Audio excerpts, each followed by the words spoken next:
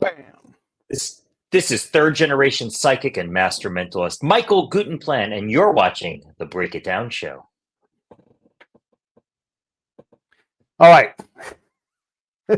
Message received. Okay, see if you can guess where I want to It's start. about the eyebrow. It's about the eyebrows. Oh, the eyebrow. Okay. Right. Hey, anybody who's watching, listen, check this out. So Michael Gutenplan is a fantastic mentalist. I saw his show. We did it. It was a live shoot. I did it over there, hosted by the Magic Castle. It was great. And I don't know how we're supposed to talk about this. It wasn't the Magic Castle. That's just where we did it. But it was fantastic to watch you perform live. I sat in the back row because I wanted to watch not only the show and be entertained, but I wanted to watch how you structured your show.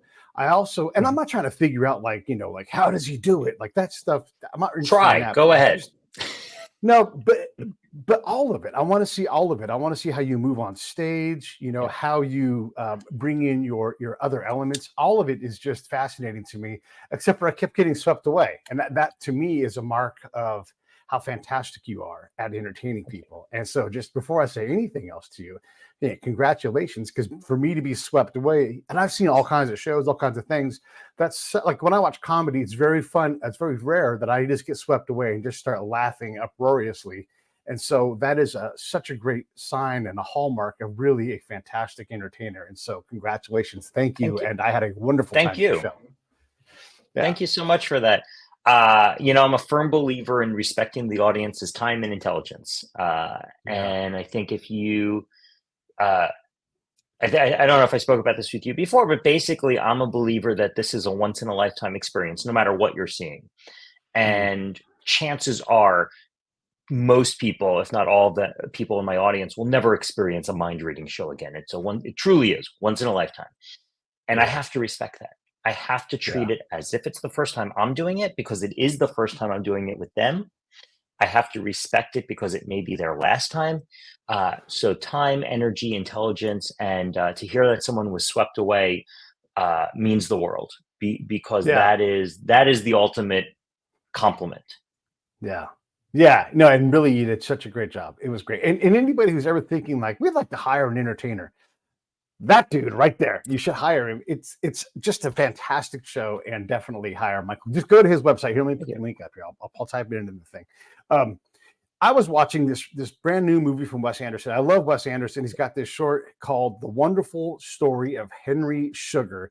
And there is a guy who does, it's Benjamin Kingsley comes in and he's like, I want you to wrap my head in case and I can see things. And I thought, hey, this is just I had to talk to you about this thing. So let's talk about this fantastic Wes Anderson movie and talk about this character, because it reminded me a lot of you and some of the stuff that you do in your show. Without spoiling your show, there's a very similar hallmarks to kind of some of the stuff that you do. Yeah.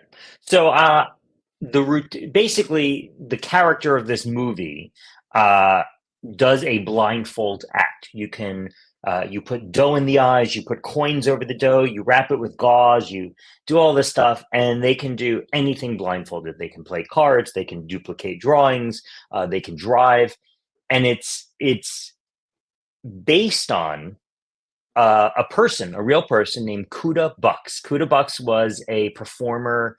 I'm going to say the 40s through I think he died in the early 80s. So the 40s through the 80s. And what he did is exactly what you saw in this short. He would come on stage and he would have dough with him, like a baker's dough for bread. And he would put the dough in his eye sockets. Then he would put gauze around his head and wrap it so that he could not see. And then he would do incredible things. He would duplicate drawings. Now, what's interesting is his act was a vaudeville act. So it was about 15 minutes, if that, maybe 10 minutes. And then it was done. It becomes repetitive after a certain amount of time. We get it. You can see in his headline, when his name was up, it was The Man with X-Ray Eyes. That's what it was. You can blindfold him, and he can see everything blindfolded. And that was the guise of his routine, which is, I will be blindfolded and I can live life normal. Modern mentalists, including myself, have kind of expanded that into different areas to make it a little bit more theatrical, because we're not doing a vaudeville act. We're not doing a 10-minute spot in a bigger show.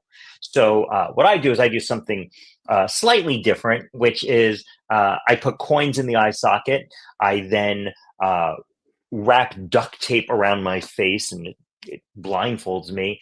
And I actually take Kuda's act, which is displayed in this short, where I do things like duplicate a drawing. I know what people have in their hands. I play tic-tac-toe with someone. Those are right out of Kuda Bucks's act. I have no problem saying that I am borrowing or emulating him. I don't know if stealing is the right word, because he's passed away, and it's been a good 20, 30 years since he's done it. And I've also made it my own. I will say that. And then I do what's called a question and answer act, which is people think things and I know what they're thinking. The blindfold helps with that. It kind of takes away from the distractions. But it's a great story. It's based on truth, and it's interesting because I get this a lot. I'll do my show. And if you've never seen my show, right? And so, Pete, imagine for a second you weren't blown away, you never saw the act, and I come up to you and I say, I'm a mentalist. The first thing you say is, oh, do you know that guy Oz Perlman on TV? Or, oh, I saw one on America's Got Talent, or, oh, in Vegas, or, oh, we had somebody on a cruise ship once. You start comparing. And there's this weird thing where you go, well, this guy can't be as good as the other people. I've never seen him. So there is a fun factor of seeing this presented as a short about someone that nobody today really knows about, but was one of the greatest performers that you probably never heard of, Kuda Bucks. So I'm so happy that the show is out, the short is out, and that people can see it. But it is a bit of a warning that never assume the person you're speaking to isn't as accomplished as the person you've seen on television or something. Because if you had met Kuda on the street, you would never know that there's a short made about him, or that he was a world famous entertainer. It's such an interesting thing, because when you watch, if you're enable yourself to suspend belief and you don't get too cynical and everything else, it's truly amazing. And then you can get cynical and be like, it's all a setup. But there's so many things that you're doing. It's like half of the crowd would have to be a setup, right?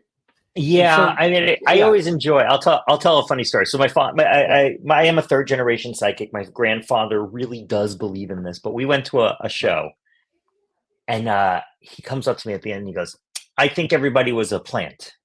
And I said, "Well, they threw out frisbees." No. Totally the guy has great aim. I said, "Well, Poppy, you went up on stage. You weren't a plant." He goes, "Well, I reached up and I grabbed that frisbee. It was going to the other, but I ruined the whole." I go, "But it still worked." And he kind of had a moment where he kind of had to acknowledge that it can't be everybody but you is a plant. Right. It just doesn't make sense.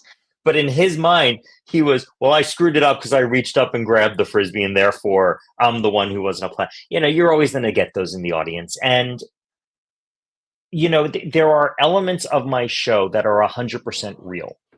I'm going next week to talk to a group of fourth graders. They're studying the brain, and they want to talk about psychics and hypnosis and all this kind of stuff. So they invited me in to talk to their class. And it's an interesting thing, because I'm talking to fourth graders, but it got me talking or thinking about the mind and how it works. My show is divided into 3 different categories. 100% real. There are elements of the show that are just based on human behavior, human activity. Right. I do a lie detector test that you saw, where I use body language and things about people to determine who's lying or how they draw, what they would draw. There are elements of the show that are real, but if they don't work, I have a secret way to get them to work. So, they work 3/4 of the time, but 25% of the time I have to manipulate it a little bit. The third section is, no, this is a trick of the mind. I'm doing something secret to make it work. Right. I believe all 3 of those are real because, as you said, when the curtain goes up till the curtain goes down, we are suspending our disbelief. We are allowing it to happen. And I think the fact that it's being done on a stage allows me to say, hey, this is all real. We're all experiencing this. And when the curtain goes down, you can come up and I'll give you those 3. I'll say, yeah, some of it's real, some of it's a setup. You know, what is and what isn't is up to you to decide. And if you come up to me and say, uh, you know, I think everything's fake. I think everything you did is a magic trick. Then that's your reality. I'm not going to argue it. I'm not going to try to Yeah. convince you. My follow up question would be: did you have fun? Did you enjoy yourself? Did you laugh? Yeah. Well, Yeah. yeah, but no. That's the full stop. Did you laugh? Did you have fun? That's all I care about. Were you amazed? Yeah. Well, yeah, but no, but no, it wasn't real. It was doesn't matter how I got there. The fact is, you were amazed, you laughed, you had fun. Now, if you come up to me at the end and you say it was all real, you have secret powers. I want to hire you to tell me. No, that's not what I do. I do it on a stage. I'm glad you had fun. I'm glad you found your belief. Please be careful who you give your money to. Not everybody is as honest as I am. But with that being said, did you have fun? Did you laugh? Were you amazed? Yes, great. Mission accomplished. We all Mission experience accomplished. life different ways. But as long as you laughed and were amazed and had fun, my job is done. A good portion of your show is crowd work, whether you're doing it on stage or you're working with the crowd out there. And a lot of that is, I'm guessing, is rooted in, because there's comedy as well in what you do. Are you I also a don't know if I'd call stand-up it as comedy. well? Okay, well, but I I have mean, a, in the there's comedian's humor. world, There's humor. yeah, okay, yeah, okay, There's humor. There's a when I first got into magic, I wanted to be a stand-up, and I went into New York City. I thought I was going to be a David Letterman. I was going to be the next talk show host. I really wanted a late night show, so I went into. I lived in New York at the time, and during summer break, I would go into the city and do open mic nights in New York City at the comedy clubs. And then I got a spot. I got a spot on a Saturday night show at a cabaret right off Broadway called Don't Tell Mamas. They did a Saturday night show with real people. Tourists, New Yorkers would come in for drinks and a show. And uh, I did okay the first time. And then the second time I bombed. And the guy comes up to me and goes, "What are you doing there? I see you do." I said, "Oh, I'm learning magic tricks." And he goes, "I think you should stick with the magic." So the comedy career tanked after that, obviously. yeah, Uh, I'm not a comedian. I don't stand right, up and tell jokes. I would say I'm a humorist. I have witty repartee with the audience. The most important thing in my show is a rapport with the audience. right. Because if they feel threatened, if they feel like I'm going to make fun of them or do something to embarrass them, they will not participate. And a mind reading show without an audience participation element is not a mind reading show. It's just me talking, which is what this is. Uh, so you need the audience and you need them on your side.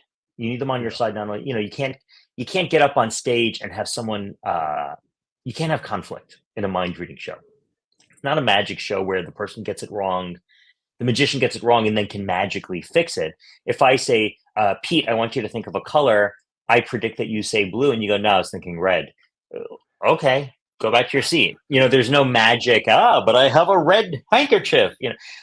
So my primary job is to get them on my side, and that yeah. is crowd work. That is talking not to the audience, but to each person individually, all at the same time. It is. Mm. Uh, I was given really bad advice once. I was doing a show, and the waiter, like someone sneezed, and I went, "Oh, bless you," and continued. And the DJ came up and he goes, "Hey, man, I'm going to give you some professional advice. Something happens in the audience, you got to ignore it." And I went, "Oh, all right, thanks for, I'll thank you." Yeah, Terrible advice for any performer. If you're on stage in a play, you ignore the audience.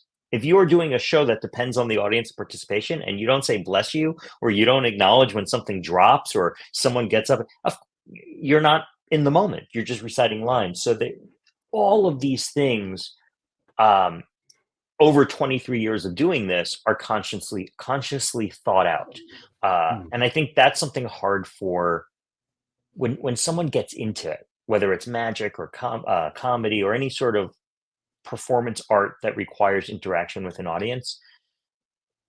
Time is the thing that makes you great. You're supposed to have an initial set of talent. You're supposed to have a starting place of this person is interesting, this person has good diction, this person can entertain a crowd. But the thing that takes you from this person has raw talent to great is time, stage time, Mm. performance time. Someone described my show after the one you saw. They go, "Boy, you're polished. You're polished," and that's a great compliment. I believe that a show should be a walk in the woods, and you're on the path, and then you sometimes go into the woods, but you always come back to that path. That's the polish, being able Yeah. to do that. Greg Proops talks about you reach a certain point where you know your act so well, it doesn't matter if you even make a mistake, a syllabic mistake, even Yeah. because it's jazz. And so that mistake is an opportunity to create something. And so even if That's where the you, genius comes from. yes, yes, yeah, Uh, yeah, and there yeah, but that also goes back to there are performers that are afraid of audience.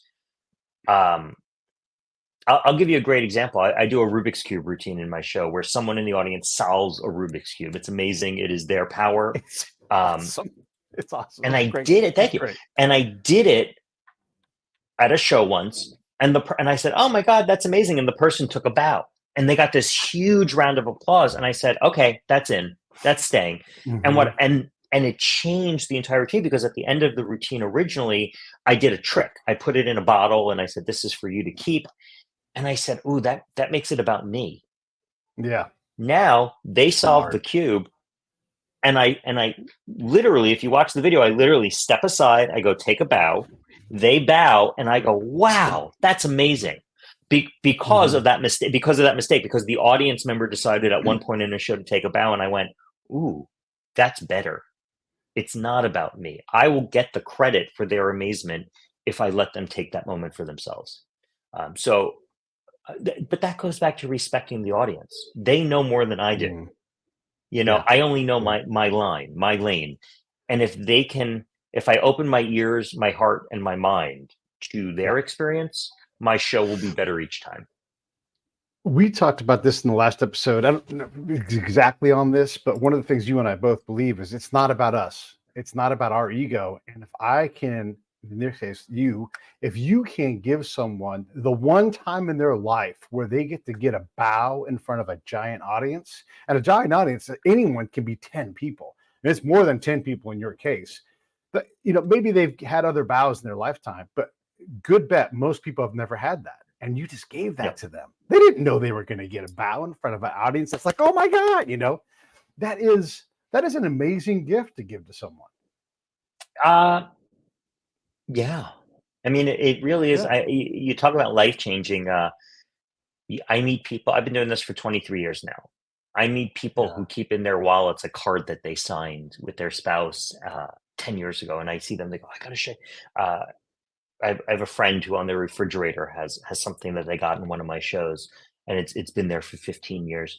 You, Mm, to give someone an extraordinary experience, whether they're passive. I mean, you're in the back row. You weren't called up on stage. You, in essence, had a passive experience. yes, You still yeah. participated. You still went, wow. You still were engaged. Uh, I don't like being an audience member where I don't feel that my presence makes a difference. If I got up and left, the show is the same. In my show, if you got up and left, the energy changes. Something changes. Yeah, yeah, yeah, There's a yeah, yeah. difference. Um, and I love that. I like the idea that everything spontaneous that happens is real. I know what I'm going to do to create the show, but those moments of sparkle, those moments of wonder that are not planned, is what makes theater Mm. theater. Um, the spontaneous applause, the laughter. We had a woman in our show who was, I love her to death. Her name's Elaine. She was dressed like a Muppet, She and she was was a hoot great. on stage. Yeah. She was a hoot. I was watching the video the other day, and I kind of pointed to her, and she took this bow, and then I pushed her aside, and I took it, and she pushed me aside, and she wanted, you can't script that. It is Mm-mm. truth will always the real life and truth will always be better than anything we can create, Yeah, and that's a lesson for life. That's not a stage lesson. yeah, What yeah. if you're in business and you're doing a presentation, if you're up there and you're ignoring the room, if you're not adjusting, you have your script, you're presenting this product, but if you don't adjust your script to the room, if you don't adjust your speed, you're going to lose them. They want to buy you. They don't want to buy the product. No, that's great. Yeah, and I did. I sat in the back row by the camera, and partly by design, because I didn't want to be. I wanted to watch and experience, and I didn't avoid participation. And I certainly raised my hand, but I would raise my hand, like half raise my hand. So like I'm part of the people raising the hand, so the room has activity in it. But I wasn't like I have to get on stage, but I wasn't avoiding that. But there were so many people eager to get on stage. I'm like, oh, this is great. I don't have to like, support this in any way other than just to do this. And the ladies were just eating it up. And wanted to ask you. So I wanted to ask you two things. I want to get back to the ladies eating it up, but earlier on, you're doing things that I recognize from my own background that are human nature exercises. Like there's certain numbers and patterns and images that are just, for whatever reason, at least in Western culture, these are norms that you can rely on to show up in. And like if you set a pattern and you say, okay, here's the question, we are going to give you a response that you can rely on to be consistent. Yeah. And that, I believe, this is Pete asking here, gives you like, that gets the engine going. Like, wow.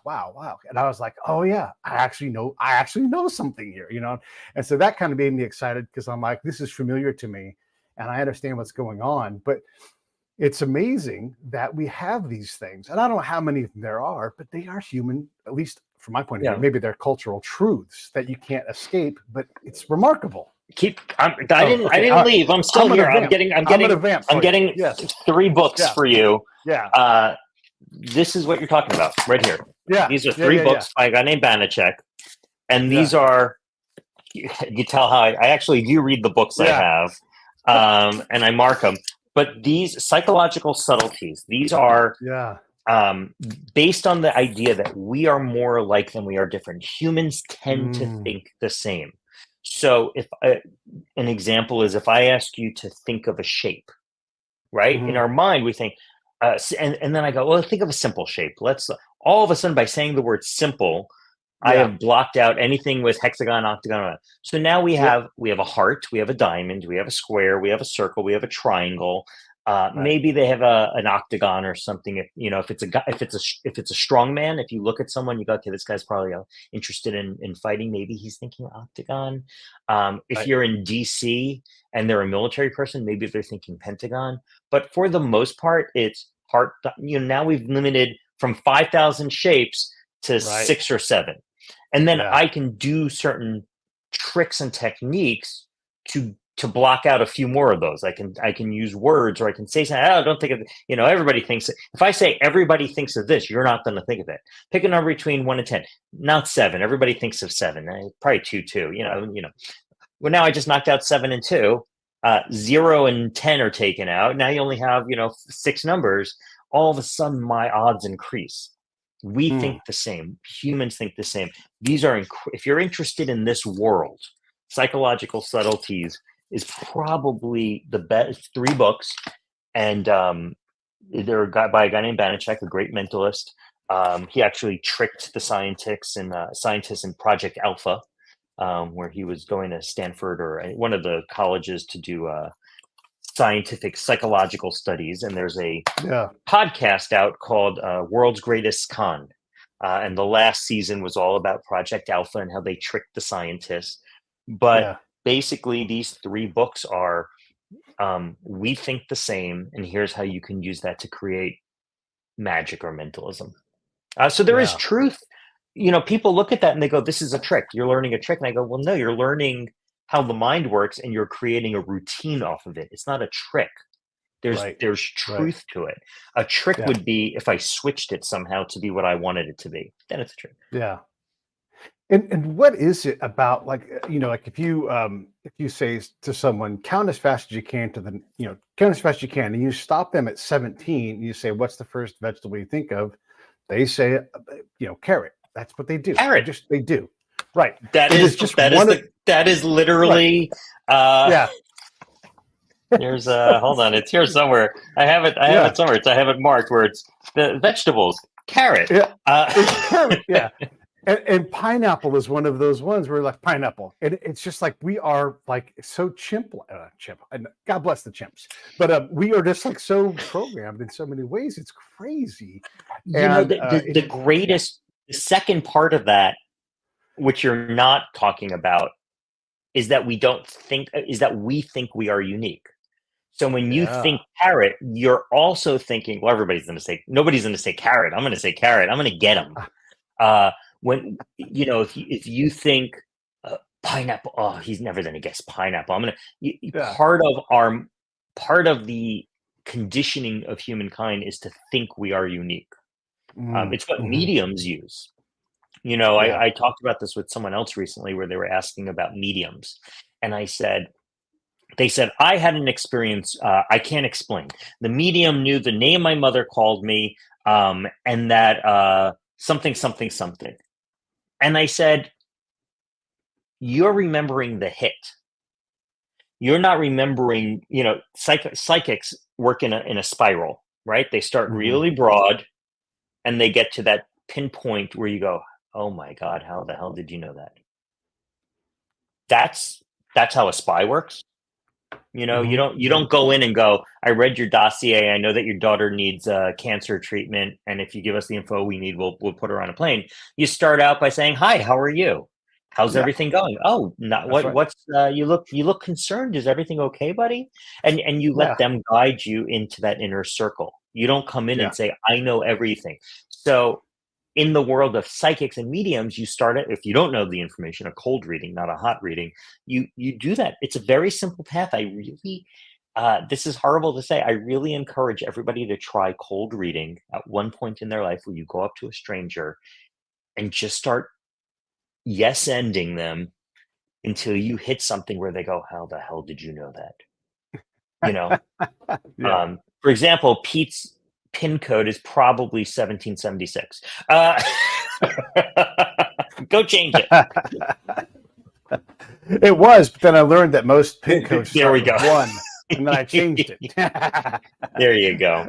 um, along these lines, and I want to get back to the ladies here in a minute, but I do a card trick. I've learned other ones, but I love this one because and it illustrates a lot of what you're talking about, and it's the simplest card trick in the world. So I'll take a deck of cards and then I'll shuffle them. I'm like, I know a card trick, and I'll shuffle them, and I'll say, okay, pick a card, whatever you want, and then they pick the card out of the deck and they put it back in, and I'll go, okay.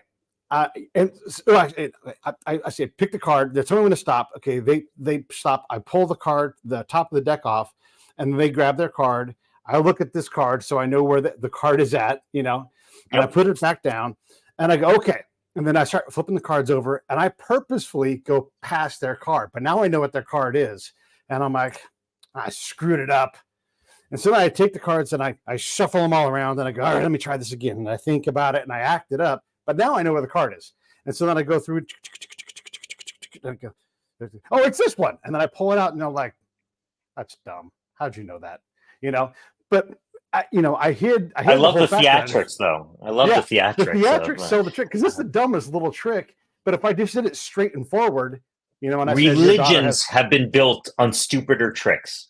Uh, yeah, but it works uh, because they can't figure it out, and this is the dumbest thing, and that's again, but it you know, that's the spy thing you're talking about. I can't go straight for the dumb trick. You have to sell it. You have to sell it. um, we there's a sad truth, and it's we think we're smarter than we are. We think that we can't be conned, we can't be tricked. I'm going to know the secret. I'm going to know the truth. You can't lie to me, and that's just not the case. I'm reading a book right now about manipulation. It's by a guy named Taylor Hughes. Please put this up as a thing. Taylor Hughes. It's a manipulation. It hasn't come out yet. I'm reading the pre-sale edition. It's great, and each chapter talks about how we are manipulated in life. Mm, So manipulation by the church, by politics, by the home, by yourself, and we live a life where the world is trying to trick us. Sometimes not purposefully. Sometimes it's ourselves trying to trick ourselves. But we live in a world full of trickery. To call it stupid, yes, that's it. Please buy all of Taylor's stuff. It's really good. Pre-order his manipulation book. I'm reading it right now. It is incredible. It is awesome. I fully support it, hands down. But you read this book and you go, oh my goodness, I can't believe how much of the world is a stupid magic trick. And that's the thing. You call it stupid, but it's not. It's when things become complicated that you have a chance to go, wait a minute, something fishy's going on. When something's simple, when something's black and white, that's when you're going to be the most tricked. That's why a con game is so simple. Give me your money, you will get a lot more back. That's a lot more simple than, and here's the dividend sheet, and here's the no. I don't want that. I just want to know I'm going to get rich. Buy a lottery ticket, scratch it off, you win or you lose, right? Imagine if there were complications to that. Imagine if you had to do math. I'm always shocked they sell the word ones because people can't read. So you just got to. And if you look at the people who buy the crossword ones, they just scan it. They don't actually play it; they scan it. So to call it a stupid trick, I think is not honest. I think it's actually a very good trick. The performer may need a little bit of help, but but it's actually the basis of almost all magic tricks. What you're talking about is something called a key card, right? The key card tells you what the other card is. Sometimes it's manipulated in different ways, or there's ways to adjust it. But basically, what you did is you caught a peek, you controlled the card somehow, found the card, right? Basis of all tricks. Lose a card, look at a card, lose it, found it. That's a magic trick. I don't think it's stupid. I think it's incredibly smart. You kept it simple. I forget who it was. They said magic is not confusion. I think it's Dai Vernon, magician, early part of the century, last century. And he said, magic is not confusing people. Magic is simple. A plus B equals C. And the magician takes out B and replaces it with something else so that you never know how you got there. Magic is really A plus B equals F, G, and H. You never see the end coming. You think A plus B is going to equal C. C is never there. But it's mind reading. What you experienced, I actually like it a little bit more because what you did requires no participant. Yeah. Right? At the end of the day, it didn't matter what I did. It didn't matter what card I picked. It's all about you. It's all about and I do a lot of magic, so that's understandable. Yeah. Mind reading, the thing I love about it is at the end of the day, a good mentalist is just the person who lets you experience your inner power. You sit in your seat and you sit there and you go, I'm not on stage, but what would I have done? And now you are a engaged, active participant, as opposed to a magic show where you go, well, that was good. Bravo. Right? Amazing. David Copperfield made the card disappear. You don't sit up there and go, well, here's how I would have done it. You sit there and go, how the hell where did that card go? What the hell just happened? A mind reading show, the mentalist has someone on stage. They say, think of a word. The person says, my word is France. Right? My word is France, the country France. The mentalist goes, okay, I'm getting the sense that you're thinking of a place, not a word, but a place. Oh my God. And you're thinking of a specific place. Well, no, I'm thinking of the country. Yeah, but the visual you have is this. Oh, yeah. So, and now you're telling this person, and you say, I think you're visualizing Paris, but you're thinking of France. And the person goes, how the heck did you know that? Yeah. The person in the audience watching that goes, how the hell would they know that? Because I would have said pineapple. And callback. I would have said pineapple. So now what happens is you don't sit there passively. I want to take a picture of this to send to Taylor. You don't sit there passively thinking to yourself, boy, that mind reader is amazing. You sit there thinking to yourself, how would I have done it? And I think that's the biggest difference between mentalist and magic is the audience that's not involved is still as involved as anybody else. So I want to say this. I just improved that. Yeah. Yeah. Go ahead. Go ahead. No, no, no, please. Make your point. I want you to finish I your was point because I'm going to change it. I was going to ask you a question, which is, I'm always fascinated by what people remember, because if I took you to a concert, Yeah. you may remember one or two songs. If I took you to a play, you remember a few moments. Most elements of our life, we don't have such visceral memories as when we see I'm going to put in quote, magic show, mentalism, Yeah. magic, whatever. Right. But you've been sitting here talking about moments that you experienced. So what were the moments that you walked away going, boy, that was amazing. I'm never going to forget that moment. Some of the there were so many great moments, and this for everybody understanding, this was quite a while ago. Now that we saw this, so there's all these beats throughout the No, it's show, and I'm like, man, that was 2 months ago. yeah, right. And the number bit when you were just doing the numbers on the grid, and I was like, man, that is Yep. just fantastic. Like, because I'm hanging with you, thinking, okay, like I'm already impressed, and then it's like when Steven Tyler's singing Dream On, and he just goes up and up, and you're like, that's crazy. You're just way up there. That's nothing. Yeah, that's crazy. And then he goes higher, and you're like, well, be careful, Steven. And then he just goes for it, and you're like, oh my God, and you lose your mind. That's what you did. That's what you did with that whole Thank you. whole setup. And I was like, wow, that is just I don't know if that was like the highest moment of the show, but that's what sticks out of my mind is going, that was your like Steven Tyler moment. And I don't know if there's a better Thank you. compliment you can give someone. It was really incredible. Well, It really was. Thank you. It's interesting that you brought that up, because I invited a few people that I trust to give notes after the show, Yeah. and go out and have coffee with these people. And I always think notes are interesting, because if you ask someone for their thoughts, oh, it was great. Okay, cut to what wasn't good. What did you not like? And that's where the truth comes out. You get. Yeah. And I discovered something in this process. There were a few people that I trust who gave me phenomenal notes. My friend Joe Skilton gave me A+, couldn't argue with any of them. Even the ones I disagreed with were A+. But I got some other notes from people, and I realized something. They were giving notes because they were asked to, and they were searching.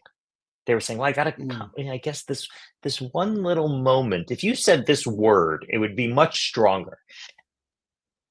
Your commentary on the show, when someone asks for notes, for anybody watching this, if you're saying, okay, how do I ask for notes?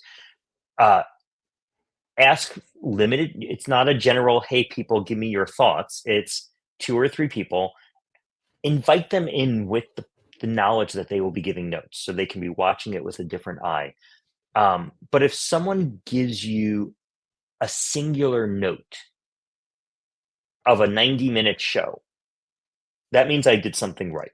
They didn't come with a list, and I'll take, and at the end of the day, I'll listen to everybody's notes. Good notes come from a variety of people. But it was an interesting experience for me, inviting professional peers, and not all of them, but some of them were giving notes to make it better in their heart, but they were notes to make it didn't have that secret element of time. And it was interesting because I would comment on their notes and I would say, oh, the reason I'm doing this is this, and it was always based on experience. It was always based on, except for Joe gave A+ notes across the board.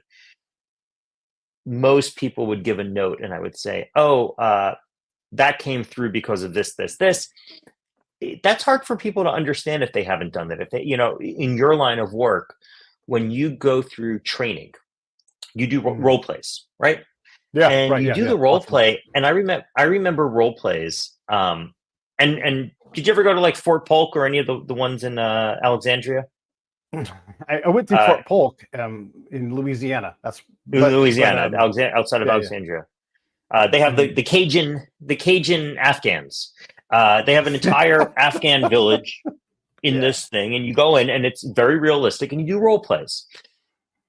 And the role plays, when you're doing them, there's no real fear, right? There might be pyrotechnics, there might be gunshots or something, but deep down inside, you're not going to get hurt. So you walk away from it going, that's a bit of BS. That's not how it's going to be in real life.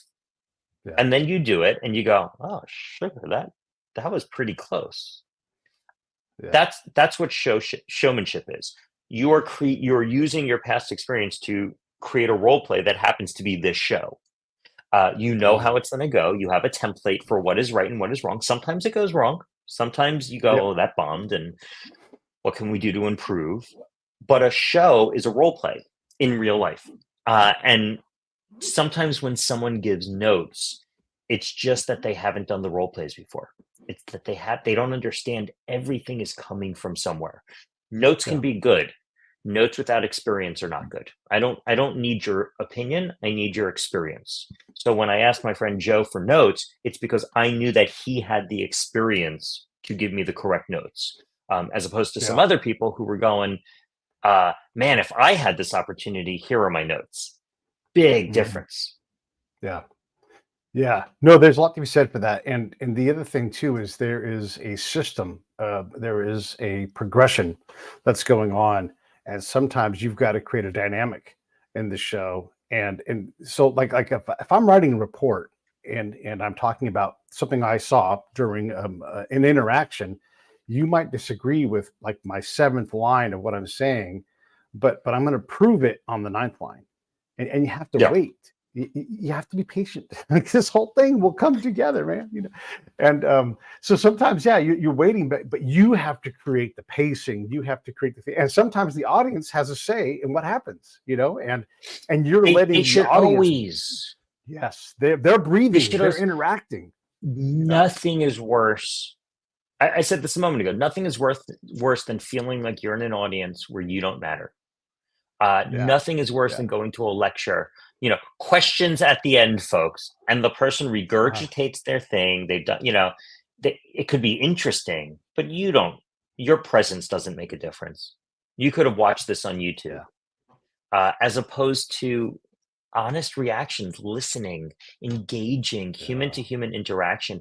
I do think it's why we're going to have a big problem in the next 20 years because performing 2 minutes worth of material, we see this right now on Netflix. There's this guy, Matt Raff, or whatever his name is. He has a Netflix special. He got in a lot of trouble because it's very offensive, apparently. And it's not offensive like, "Oh, I didn't find that funny." It's it's bad humor. And I go, well, how did this guy get a Netflix special? Right? That's a pretty big deal.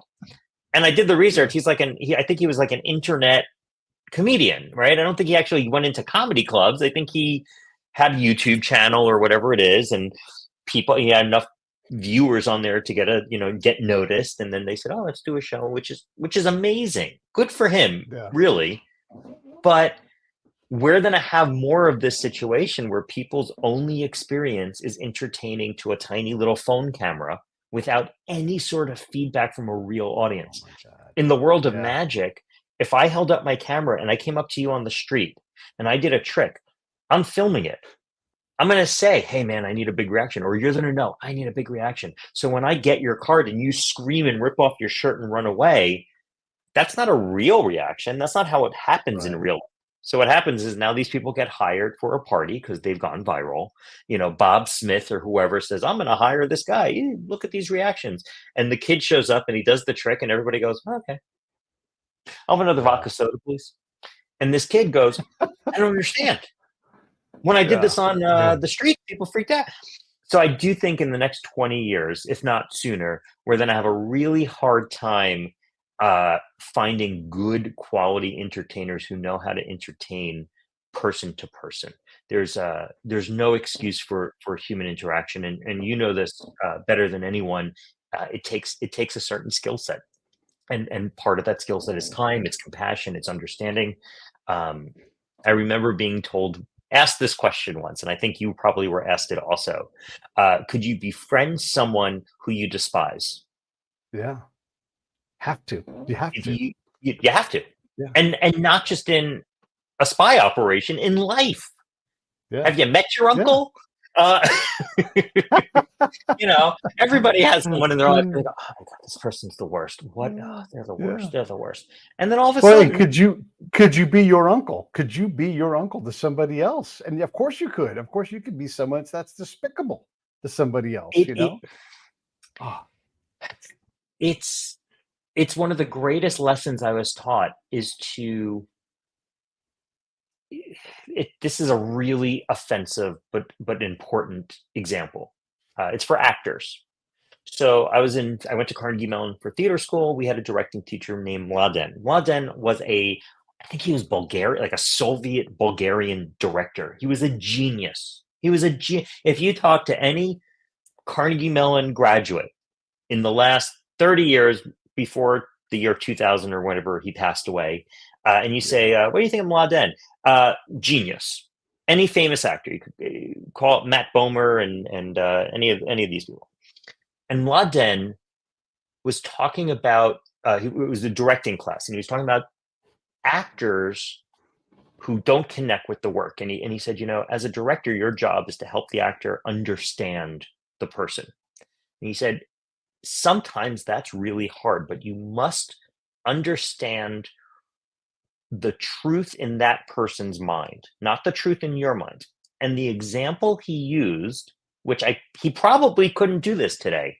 He goes, if you're an actor and you're given the role of Adolf Hitler, the most despised person in the last 100 years, right? I mean, there's no one else that has reached that level of horrid humanity.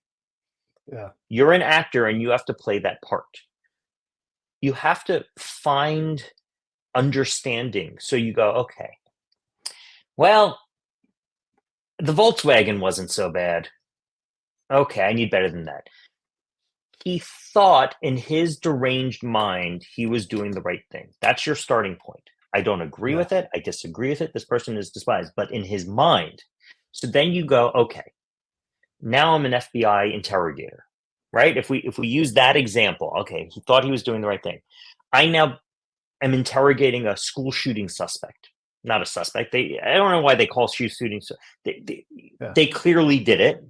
The kids, and usually Right. it's a guy. They're in the interrogation room, and you're a good cop. And now you go in, and you go, why would we sit at home? We go, why would someone do this? Right. Try to figure that out. That will tell you a lot about humanity. What was this? Was it revenge? Was it passion? Was it mental? We say mental illness. Figure out what that is. Figure out the most horrid reasoning, and you will start to understand humanity as a whole. If you can understand the worst of us, doesn't mean you accept it. It doesn't mean you agree with it. It just means you understand where they're coming from. Then you can have a conversation with them. Then you can argue against them. Then you can say, no, you are wrong, and here are the reasons why. You have to understand their logic in order to argue against them. Because if you don't understand where they're coming from, it's just butting heads and you're never going to get anywhere. Yeah. Speaking of butting heads, can I tell you about what I'm working on right now? It involves the Middle East. I am working. I am actually doing, it's a fundraiser. It's called Project Smile. If you go to Project Project GoFundMe, I'll put this in the notes is what I'll do in the show notes, because I want everybody to have a chance to check this out. If you're not familiar, connect my YouTube account to join the chat. Oh my goodness, this is how they get you. Basically, oh my goodness, I haven't been on in a long time. Basically, what I've discovered is, this is the link. My friends in Israel, my magic friends, have not worked. Did it work? This comment has failed to post. Uh-oh. We'll get there. There's a okay, we'll get there. In the private okay, yeah, there we go. Let's see if that works. There we go. Okay. So I realized all my friends, my magic friends in Israel, are not working. There's a terrible conflict. And there's something I can do, and that is hire these people to go entertain the IDF soldiers on the front line, to go entertain citizens in their communities, people who are struggling. People need a reason to smile. So I've created a fundraiser. We're accepting donations, large and small, to hire Israeli magicians to put them to work, to do free shows for the public.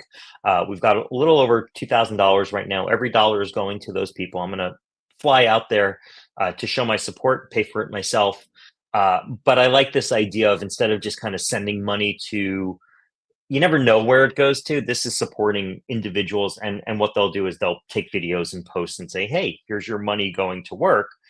But for me, it was really important to support this bizarre industry of entertainment that is just decimated right now in Israel.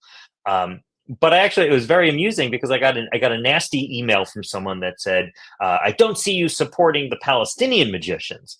And I emailed them back and I said, I'm happy to. Please send me their information. I just don't know who they are. So, Right. it goes back to, we tend to think black and white. We tend to assume. I just want to support magicians. I just want to give people a reason to smile. Magic shows are not supporting the war. They're not taking a side. They are giving people who are stuck in really bad situations a moment of relief.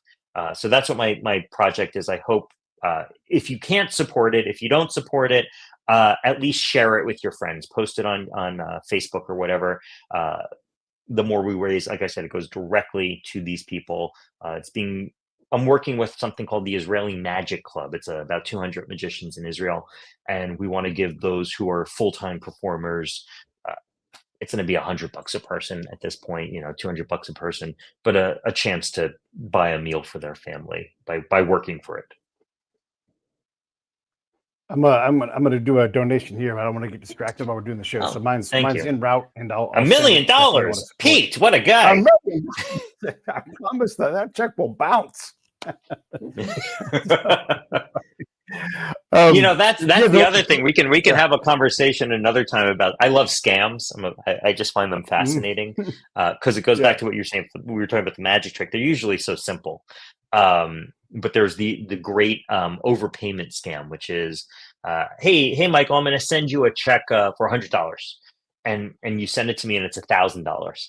And I go, hey, Pete, you sent it for $1,000. It was supposed to only be $100. Oh man, do me a favor, just cash it. Send me back the $900 and keep the 100. I cash it. I send you $900, and I never see you again. And the check bounces, and I'm at $1,000. It's an old scam. It's the old overpayment scam. It's a classic. Yeah.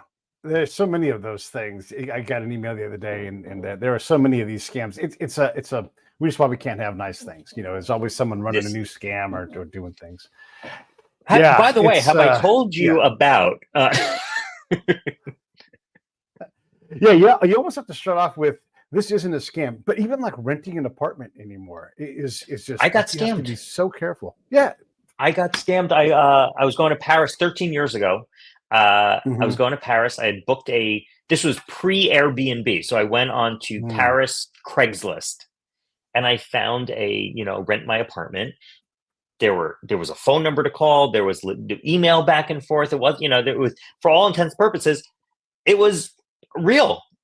And they did it through PayPal, and they specifically said, oh, do it through PayPal purchase so that you can, if there's a problem, you can get your money back. 3 months to the day is when the limitation for your money back ends. 3 months to the day, they stopped communicating. I called the phone number, and this poor woman picked up, and she starts screaming, stop calling me. I've called the police. I'm going, lady, I just want to know what's happening with the apartment. She goes, no, they used my phone. They scammed my email. This poor woman was caught up in this scheme, I was at $1,200, which is a lot of money when you're 20 something, 30 years old. It's a lot of money now. And it hurt in the moment. Now that I look back, I go, ooh, I was scammed. But it's a never ending struggle to find the truth, I think, is how it is. You just, and you try to have due diligence. We had one of those ones where the person calls, like, we have your kid, and they give you just enough information to freak you out. Ooh. And just kept them 2 steps ahead, and just drained money until stopped working. That's horrible. My grandfather had one of those. They said, Grandpa, I'm in prison. I need bail money. And my grandfather goes, I know this is a scam. My grandkids call me Poppy. So I said, Poppy, now they know what to call you.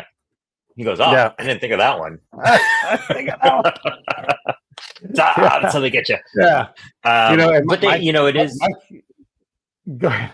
I was going to make a joke. Heartstrings. It's when they, to call someone and say, to scam someone financially through product or a, I'm going to sell you a phone, and then I send, the check cashes and I send you, a plastic thing. That's one thing.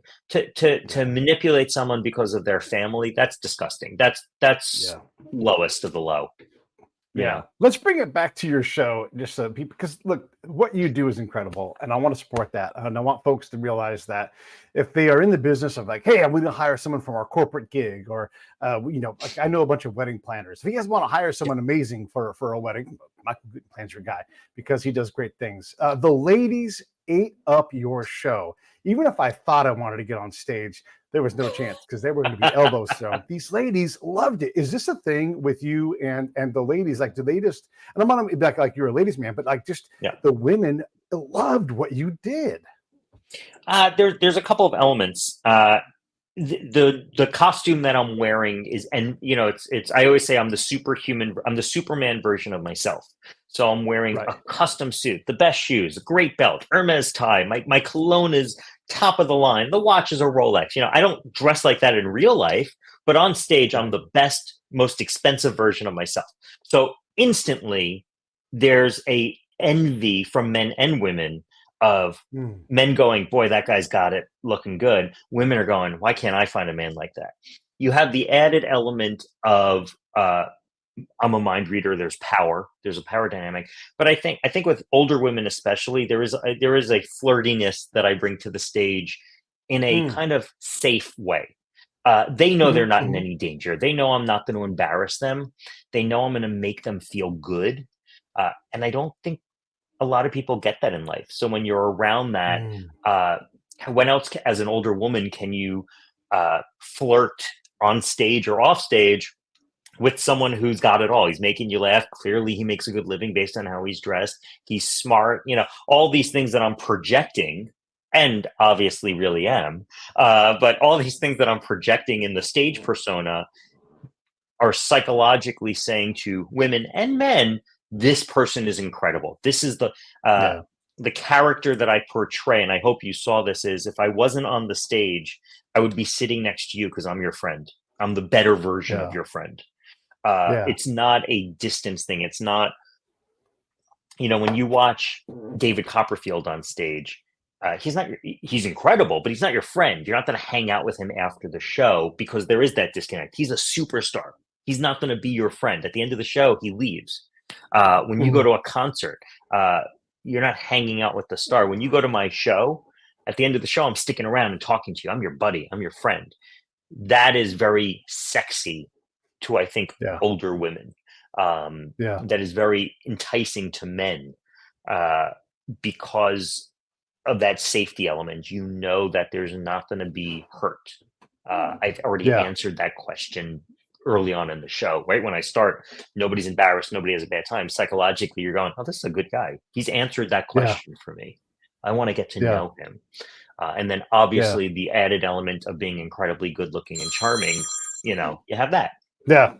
Hey, you got a timeline to get to meet, so I'm going to get rid of you. Thank you so much. This is so great. And you're great at building trust. I don't want to leave that hanging. You're great at building trust. So let me get you out of here and on to your next thing. Thanks, man. I really appreciate you. Everybody should definitely go to the website. Let me put that link up here one more time, and definitely support the cause and the GoFundMe link. Let me put that up here. And anything in closing before we wrap this thing up? Just remember, the secret to all this is trusting yourself. So the truth in the artifice is the more you trust yourself, the better you get at it. And we are at the core decent human beings. So give people a chance to prove their trust to you, and you'll be greatly satisfied in life. All right, get out of here. Don't even hang around anymore. I'll see you later. Bye-bye. Thank you, Pete. Bye, everybody. Hey, thanks for watching the show. I really appreciate it. Right here, you can subscribe. Please do that. It makes the show grow. Hit that notification bell so you know which incredible guest is coming up next. Down below is the PayPal link. You can put a small subscription in. That is an enormous help. All that money goes right back into the show. And then right up over here are the next episodes you should listen to, curated by yours truly.